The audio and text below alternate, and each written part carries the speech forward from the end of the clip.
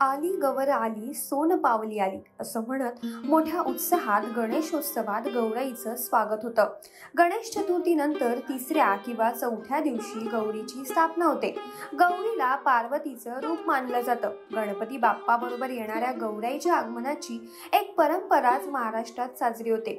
घरोघरी या माहेरवाशिणीचं विविध पद्धतीने स्वागत करण्यात येतं। या सणाला गौरी गणपतीचा सण असं म्हणतात। कोकणात मात्र गौरी पूजनावेळी ओसा भरण्याची एक प्रथा दिसून येते।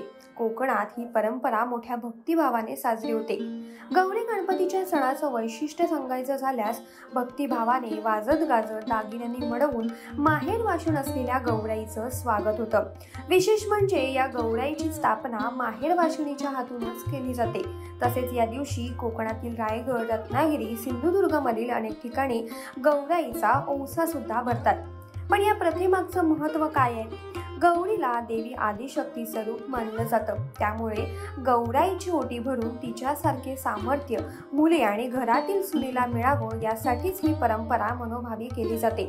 औशाला सूप भरून गौराईला ओवसलं जातं। ही सूप बांबूपासून तयार केली जातात। भरलेलं सूप देणं हे ऐश्वर्याचं आणि मांगल्याचं प्रतीक मानलं जातं। ही सुपे वाटताना घरातील नव्या सुनेला घरातील थोड्या मोठ्यांची ओळख सुद्धा करून दिली जाते आणि अशा प्रकारे साजरा होतो गौरी गणपतीचा उत्सव। तुमच्याकडे गौरीचं आगमन कोणत्या पद्धतीने केले जातं आणि हा उत्सव कसा साजरा होतो हे कमेंट करून सांगायला विसरू नका। आणि अशाच नवनवीन आणि माहितीपूर्ण व्हिडिओसाठी माय महानगर मानिनीला जरूर सबस्क्राईब करा।